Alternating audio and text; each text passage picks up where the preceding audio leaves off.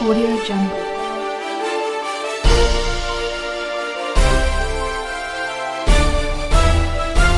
Audio Jungle.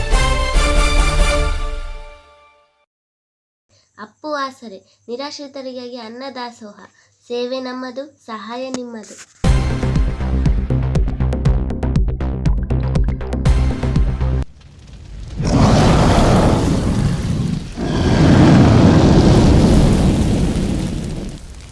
S ನಮಸ್ಕಾರ ವೀಕ್ಷಕರೇ, ಜನನಾಯಕ Appu T ವಾಹಿನಿಯ ಸಮಸ್ತ ವೀಕ್ಷಕ ಬಂಧುಗೆ ಸ್ವಾಗತ. ನಾನು ಹೊನ್ನಸ್ವಾಮಿ.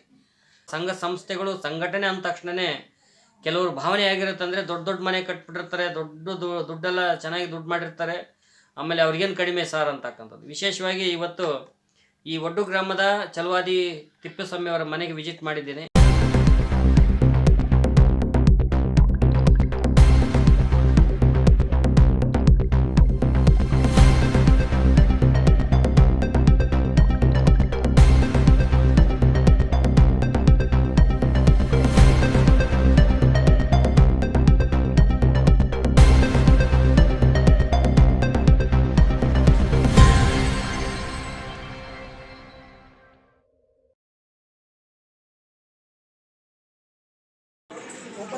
ಒಬ್ಬತ್ತೆ ಮಗ.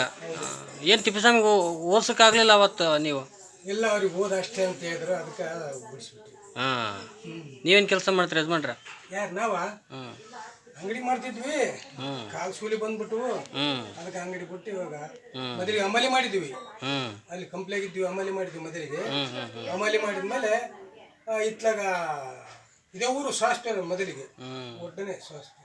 ಇವತ್ತಿಗೂ ಕೂಡ ಹೋರಾಟದಲ್ಲಿ ಒಂದಿಷ್ಟು ಒರಿಜಿನಾಲಿಟಿ ಫಲಿತಾಂಶವನ್ನು ಕೊಟ್ಟಿರ್ತಕ್ಕಂಥ ವ್ಯಕ್ತಿ. ಆದರೂ ಕೂಡ ತಿಪ್ಪೇಸ್ವಾಮಿ ಅವರ ಒಂದು ಮನಸ್ಥಿತಿ ನೋಡಿ, ಈ ಮನೆ ಅವತಾರ ನೋಡಿ, ಅವ್ರಿರ್ತಕ್ಕಂಥ ಒಂದು ಬಡತನ ನೋಡಿ, ಹೀಗೆ ಯಜಮಾನರು ಮನೆ ದುಡ್ಡು ಖರ್ಚು ಮಾಡಿ ಸಾಲ ಸೋಲ ಮಾಡ್ಕೊಂಡು ಸಂಘಟನೆ ಮಾಡ್ತೀನಿ, ನಾನು ಒಂದಿಷ್ಟು ಏನೋ ಸೇವೆ ಮಾಡ್ತೀನಿ ಅಂತ ಅಂದಾಗ ನೀವು ಹೆಂಗೆ ಸಪೋರ್ಟ್ ಮಾಡ್ತೀರಿ ಇದಕ್ಕೆಲ್ಲ? ನಮಗೇನಿಲ್ಲ ಸರ್ ಆ ಥರದ್ದೇನು, ಅದು ಒಳ್ಳೆ ಇದೆಲ್ಲ ಸರ್, ನಾವು ಮಾಡೋ ವ್ಯಕ್ತಿ ಒಳ್ಳೇದಿದೆಲ್ಲ, ಅದು ನಮಗೆ ಸಾಕು ಅನಿಸುತ್ತೆ ಸರ್. ಚೆನ್ನಾಗಿ ಯಾಕೆ ಮಾಡ್ಬೇಕು, ಯಾಕೆ ಮಾಡ್ಕೊಂಡು ಹೋಗ್ಬೇಕು ಅಂತ? ಅಲ್ಲಿ ದುಡ್ಡೇನು ಬರಲ್ಲ ಅಲ್ಲ ನಿಮ್ಮದೇ? ಬೇಡ ಸರ್, ದುಡ್ಡೇನು ಬರೋದೇನು ಬೇಡ, ಜನದ ಸೇವೆ ಸಿಗುತ್ತಾರ ನಮಗೆ ಸಾಕು. ಅಷ್ಟೇ ಅಲ್ಲದೆ ಇವತ್ತು ದಲಿತ ಸಂಘರ್ಷ ಸಮಿತಿ ಭೀಮ ಮಾರ್ಗ ಅಂತಕ್ಕಂಥ ಒಂದು ಸಂಘಟನೆಯಲ್ಲಿ ಕೂಡ ತಾಲೂಕು ಸಂಚಾಲಕರಾಗಿ ಸಮಾಜ ಸೇವೆ ಕೂಡ ಅವರು ಕಾರ್ಯದಲ್ಲಿ ಹೆಜ್ಜೆ ಆಗ್ತಕ್ಕಂಥದ್ದು. ವಿಶೇಷವಾಗಿ ನಮಸ್ಕಾರ, ಜೈ ಭೀಮ್, ನವಬುದ್ಧ. ಇವತ್ತೇನು ಜನನಾಯಕ ಅಪ್ಪು ಟಿ ವಿ 4ನೇ ವರ್ಷಕ್ಕೆ ಕಾಲಿಟ್ಟಿದೆ. ಭಾಳ ಸಂತೋಷದ ವಿಷಯ ಇದು.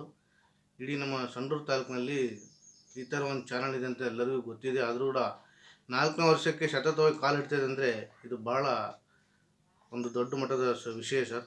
ಎಲ್ಲ ಬಡವರ ಪರವಾಗಿಯೇ ಈ ಟಿ ವಿ ಇದೆ. ಸೊ ಹಾಗಾಗಿ ಎಲ್ಲರೂ ನಮ್ಮ ಸಂಡೂರು ಭಾಗದಲ್ಲಿ ಎಲ್ಲ ಪ್ರತಿಯೊಂದು ಹಳ್ಳಿಯಲ್ಲಿಯೂ ಈ ಒಂದು ಅಪ್ಪು ಟಿ ವಿ ಚಾನಲ್ ಅವರು ಗುರ್ಸ್ಕೊಂಡಿದ್ದಾರೆ.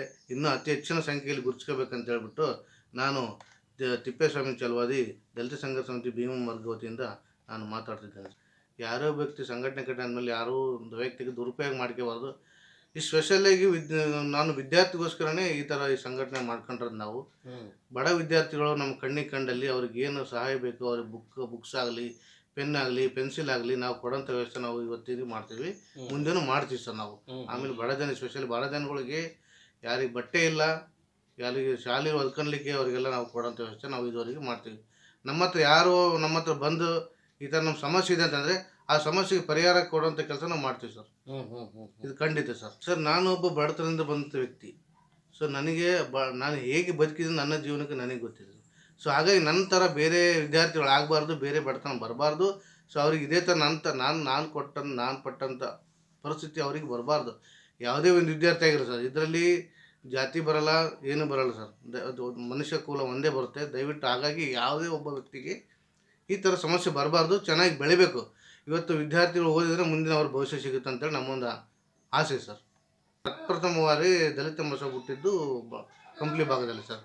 ಸೊ ಆ ಒಂದು ನಿಟ್ಟಿನಿಂದ ಅಲ್ಲಿಂದ ನಾವು ನಮ್ಮ ಸೀನಿಯರ್ಗಳು ಲೀಡರ್ಗಳು ಹಿಡ್ಕೊಂಡು ಅವ್ರ ಮುಖಾಂತರ ಬಂದುಬಿಟ್ಟು ಈಗ ನಾವು ಇಲ್ಲಿವರೆಗೆ ಮಾಡ್ತಿದ್ದೀವಿ ಸರ್. ಆದಮೇಲೆ ದಲಿತ ಮಹೋತ್ಸವ ಹೋಗಿ ಚಲವಾದಿ ಮಹೋತ್ಸವ ಆಯಿತು. ಚಲವಾದಿ ಮಹೋತ್ಸವದಲ್ಲಿ ನಾವು ಅಲ್ಲಿನೂ ಕೆಲಸ ಮಾಡ್ತಿದ್ವಿ, ಇದುವರೆಗೂ ಈಗಲೂ ಮಾಡ್ತಿದ್ವಿ. ಸೊ ಹಾಗಾಗಿ ಒಂದು ಇದಕ್ಕೋಸ್ಕರ ಈಗ ದಲಿತ ಸಂಘರ್ಷ ಸಮಿತಿ ಭೀಮ ಮಾರ್ಗ ಅಂತೇಳಿ ನಾವು ಮಾಡ್ಕೊಂಡಿದ್ವಿ. ಆಮೇಲೆ ಭಾರತೀಯ ಬೌದ್ಧ ಮಹಾಸಭಾ ಅಂತ ನ್ಯಾಷನಲ್ ಪಾರ್ಟಿ ಸರ್ ಇದು. ಸೊ ಅದ್ಭುತವಾದ ಇದು ನಾವು ಭಾರತೀಯ ಬೌದ್ಧ ಮಹಾಸಭಾ ಅಂತ ಹೇಳಿ ಬೌದ್ಧಿಸ್ಟ್ಗಳಲ್ಲ, ಬೌದ್ಧರಾಗಬೇಕು. ಪ್ರತಿಯೊಬ್ಬ ಮಾನವ ಬೌದ್ಧಿಸ್ಟ್ ಆಗಬೇಕು.